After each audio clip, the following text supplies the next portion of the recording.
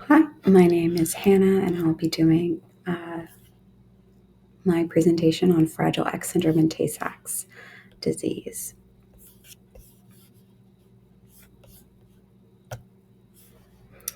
So, Fragile X syndrome is caused by mutation in the FMR1 gene on the X chromosome. It's a repeated expansion in the FMR1 gene. It can be detected via PCR or Southern blot analysis, are the primary methods used to identify it. In Tay-Sachs disease, this is a rare disease. It's inherited neurodegenerative disorder. Um, Screening tests can detect carriers and affected individuals by measuring the activity of the enzyme Hex A in the blood. A history of Fragile X syndrome in the 1970s via cytogenetic testing is when it was first uh, recognized, but it wasn't until 1991 that it was discovered on the FMR1 gene, which then enabled DNA based testing going forward. Tay-Sachs disease, Warner Tay and Bernard Sachs actually initially began discussing about Tay-Sachs disease in the 1800s, but it wasn't until the 1970s that carrier screening actually began, most specifically in the Ashkenazi Jewish communities. Because of this screening process, the disease has decreased in incidences because of screenings. Recommendations for Fragile X syndrome. Uh, Different organizations recommending testing individuals with intellectual disabilities, those on the autism spectrum, or with a family history of Fragile X syndrome. Carrier screening advised for women with relative family history. So if you had a cousin, close relative who that uh, were known to be carriers, it's recommended that they get tested themselves. In Tay-Sachs disease, the following populations are recommended to be tested: the Ashkenazi Jewish, the French Canadian, Cajun, and Irish descent, and anyone with a known family history. You can either do both the enzyme or the genetic testing for the carrier screening. So, sensitivity and specificity in Fragile X syndrome, it's a DNA testing for full mutation has a greater than 99% sensitivity. The PCR and methylation specific PCR offer a high specificity for detecting per-mutation and full mutations. In Tay-Sachs disease, enzyme testing has a high sensitivity, but it can yield false positive due to pseudodeficity alleles, essentially meaning that there is a low amount of enzymes in the person they're testing, so it can have that false positive because of that. DNA testing has a high specificity, but it can miss rare mutations or yield variants of uncertain significance. So, indications for testing for both in Fragile X, anyone with a developmental delay, intellectual disability, or on the autism spectrum of an unknown cause, so they don't have that direct family history. But anyone with a family history or unexplained intellectual disabilities, women with a premature ovarian failure or irregular menses should be tested. Men over 50 with tremors or ataxia, and doing prenatal screenings for known carriers. In Tay-Sachs, it's recommended to do preconception or prenatal screening in those high-risk populations I mentioned earlier. Anyone with that family history of Tay-Sachs or with a partner who's already known to be a carrier. Contraindications. In Fragile X, there are no absolute contraindications. Uh, Some relative contraindications would be a lack of informed consent, the psychological readiness of the person for those results, and testing asymptomatic minors without clear benefits. So, if essentially you don't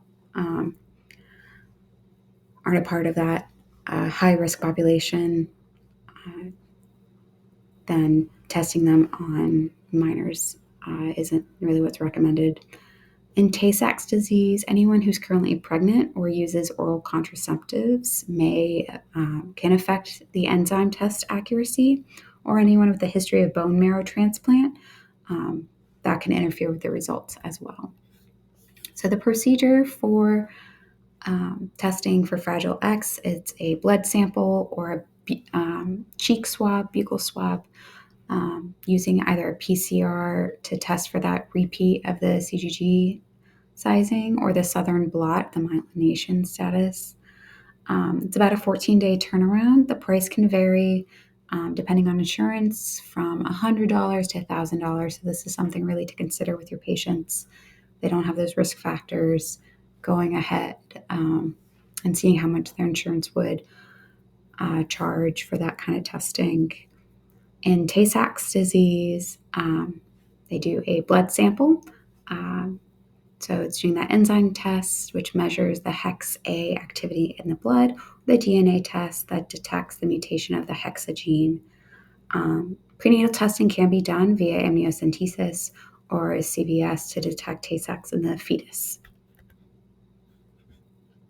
So advantages and disadvantages for both. For Fragile X, an advantage would be high accuracy and reliability, identifying carriers and affected individuals ahead of time. This also enables the family to kind of be proactive and engaging in early intervention as soon as baby is born. Disadvantages would be that emotional distress, complex interpretation of that does require a genetic counselor.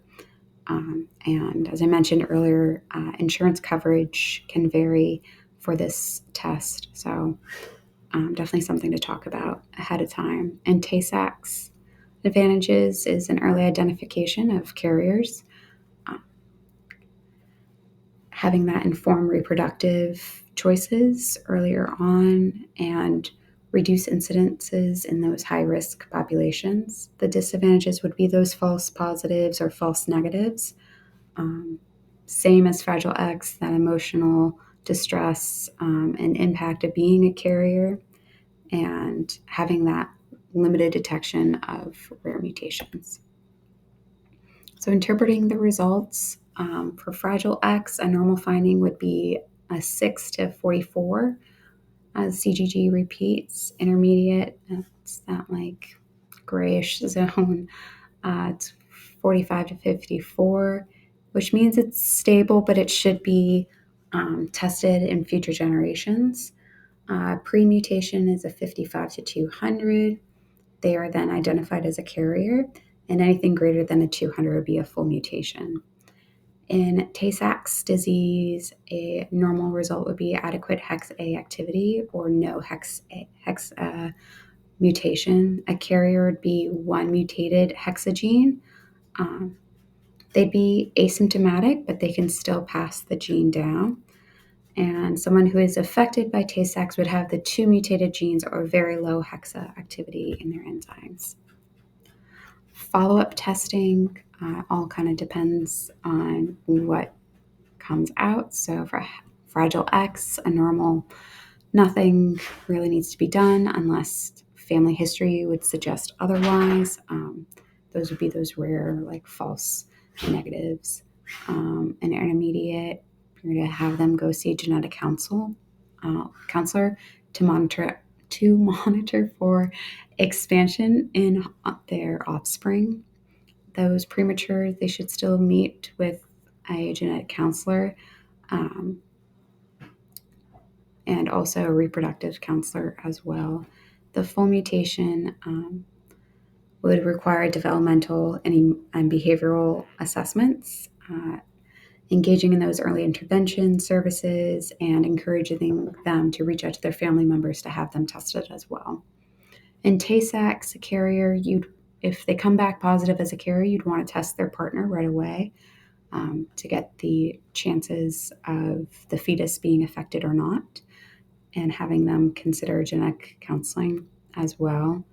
If the fetus is affected, still discussing their options with a genetic counselor. And if they had uncertain results, repeating the testing and performing a full gene sequencing. So, client teaching and counseling for Fragile X, reminding them that it's an inheritance pattern on that X chromosome that affects males more severely than females. Um, Going over that it is a multi-generational impact. So to discuss with all of their family and to discuss going forward as well. Uh, Providing resources to your patients, going over the National Fragile X Society, any local resources online, etc., and getting them in touch with early intervention as soon as possible to address any of those needs that they'll have going forward. Big thing to remember is that emotional support with your patients, addressing their grief, guilt, and anxiety about what has happened, and going over their reproductive options as well. This is something that they had discussed with their genetic counselor, but they most likely will bring it up in that beginning conversation. Remember to be clear and concise, not to use technical language, provide written materials, and ensure their referrals are placed. Encouraging them to ask the questions, giving them that emotional space to express themselves as well, and to offer up any follow on sessions to kind of go over their questions again. Just because when people do get life changing news like that, it can be very hard for them to even think of questions at the time. So coming back and readdressing it with them going forward. In Tay-Sachs, explaining them the inheritance pattern, that it's an autosomal recessive, going over their reproductive options as well. So IVF, getting a donor, and providing them the emotional support and resources similar to Fragile X syndrome. And that is all for me. Thank you so much for listening. Attached are my references, and I hope you have a great day.